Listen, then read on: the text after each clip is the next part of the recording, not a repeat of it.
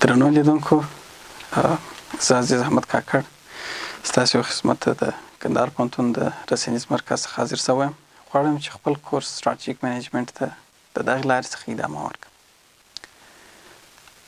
درنو کتونکو، موږ تاسې په تیرو درسو کې د ویژن په هکله بحث وکړي، د میشن په هکله بحث وکړي، د ګولز په هکله بحث وکړي. نن ورځ موږ تاسې راځو اوبجکټیو باندې بحث کوو چې اوبجکټیوز و چیش ته ویل کېږي یا موخې و چیش ته ویل کېږي.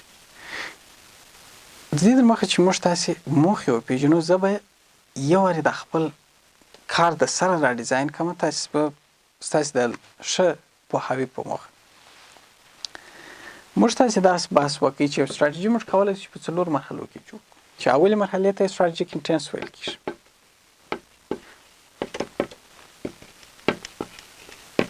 هر کله چې موږ غواړو چې ستراتیژي ډیزاین کړو، اول باید خپل ځان لپاره اهداف تعیین کړو. د اهدافو ته تعیینېدو په مرحله کې موږ تاسې پر ویژن باندې بحث وکړو. اول هدف مو د یو ادارې په سطح باندې تعیین کړي. دغه هدف ته د رسېدو لپاره موږ یو رول ډیزاین کړو چې دغه رول ته میشن ویل کېدل. پر میشن باندې هم موږ تاسې بحث وکړو. میشن چې موږ کله په کوچني برخو باندې تقسیم کړو، هرې برخې ته ګول ویل کېږي.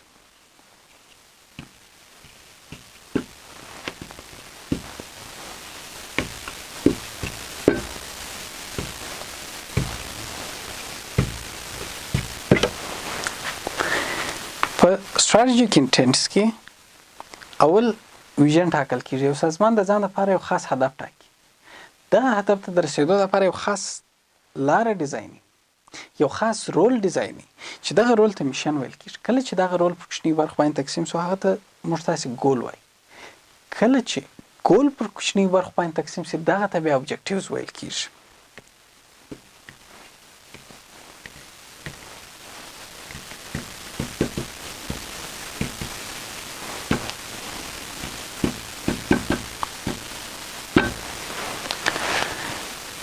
موږ په تیرو مثالو کې د یو محصل ستراتیژي بیان کړل. محصل لپاره موږ یو ستراتیژي ډیزاین کړو. یو محصل غواړي چې د طب د پوهنځي څخه فارغ شي. دغه د طب د پوهنځي څخه فراغت د ده لپاره یو ویژن دی.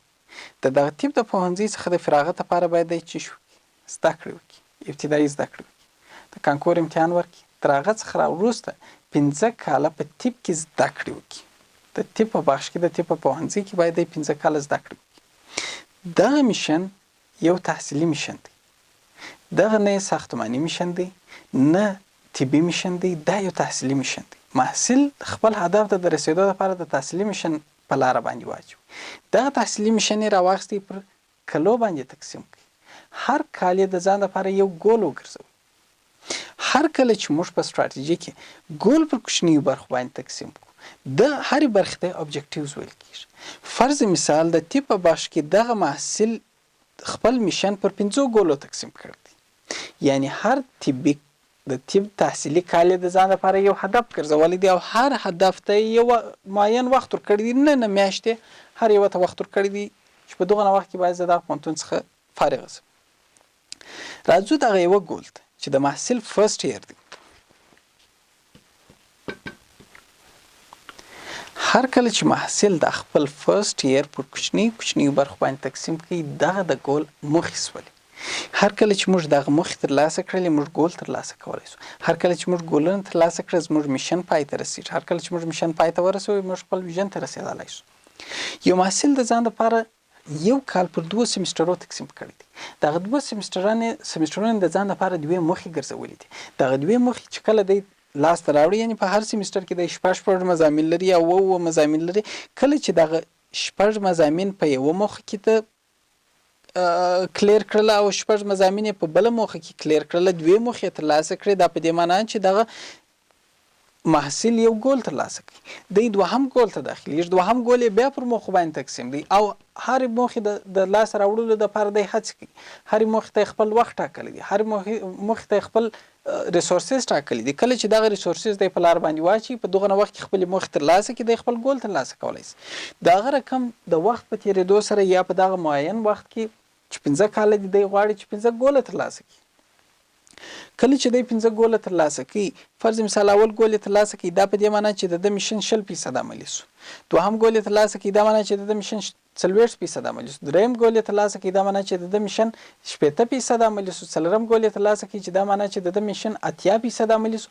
او پنځم ګول چې ترلاسه کوي، دا په دې معنی چې د میشن پای ته ورسېدی 100% عملي شو. کله چې میشن 100% عملي شي، نو هغه نفر چې د خپل ځان لپاره ویژن ټاکلی دی هغه ته رسیږي، یا نفر رسیږي، یا اداره خپل میشن ته رسیږي، یا سازمان رسیږي. دغه رقم که چیرې یو سازمان د ځان لپاره یو خاص هدف ټاکي، وزارت د ځان لپاره یو خاص هدف وټاکي، د هدف ته د رسیدو لپاره باید سازمان یا اداره خپل میشن ډیزاین کړي چې په کومه لاره سره کوم میشن موږ په لاره باندې واچو چې موږ د خپل هدف ته ورسیږو. تر هغه څخه راوروسته دغه میشن باید پر ګولو باندې د سازمان تقسیم کړي. اول باید چش لاس راوړي، دوهم چش لاس راوړي، درهم چش لاس راوړي. او کله چې ګول پر کوچنی برخه باندې تقسیم کړي ابجکټیو، سازمان چې اوس کله دغه د ستراتیژي پر دغه ځای باندې د ستراتیژیک انټنټس یا د اهداف ټاکل پای ته رسیږي. هر کله چې سازمان د سیټ اهداف د ځان لپاره وټاکل، دا په دې معنی چې ستراتیژیک انټنټس یې پای ته ورسوي. ستراتیژیک انټنټس چې پای ته ورسیږي، د ستراتیژي یوه برخه پوره شوله. ستراتیژي دوهم مرحلې ته دغه کېږي چې دغه اهداف باید په کوم محیط کې لاسته راسي. پر هغه باندې موږ پر روانو درسو کې بحث کوو. نو سازمان چې کله د ځان لپاره دغه ګول وټاکي، د هدف ته د رسیدو د باټم ټو اپروچ دی، د کښتې څخه ولوړې ته اپروچ دی. هر کله چې یو سازمان، هر کله چې یو اداره، هر کله چې یو فرد غواړي چې خپل ویژن ته ورسیږي، باید د کښتې څخه را شروع کړي. دی اول باید خپل ابجکټیوز څخه پیل وکړي، ابجکټیوز ترلاسه کړي. کله چې ابجکټیوز ټوله ترلاسه شوله، دغه سیټ پوره شو، ګول خپله ترلاسه کېږي. ګول چې ترلاسه شوله، میشن یې پای ته رسیږي. میشن چې پای ته ورسېدی، یو سازمان خپل ویژن ته رسیږي. نو دغه د اهدافو د ټاکلو په ستراتیژیک منیجمنت کې طریقه ده چې دغه طریقې ته موږ ستراتیژیک انټنټس وایو. څنګه دا ستراتیژیک انټنټس موږ ته دغه راځي کوي چې یو سازمان لپاره باید موږ څنګه اهداف وټاکو. درنو کتونکو، پر دغه ځای باندې زموږ د ابجکټیوز برخه هم پای ته رسیږي، او په ضمن کې ټوله ستراتیژیک انټنټس پای ته رسیږي. په دوهم درس کې یا پر روان درس کې موږ د ستراتیژیک انټنټس لپاره د ستراتیژیک انالیسیس برخې ته داخلیږو، یعنی د ستراتیژي یوه برخه پوره شوه، دوهمې برخې ته داخلیږو. پر هغه باندې به موږ تاسې بحث وکړو. نو تر بیا چې زه ستاسو خدمت ته حاضرېږم، ستاسو څخه اجازه غواړم. کورمدان.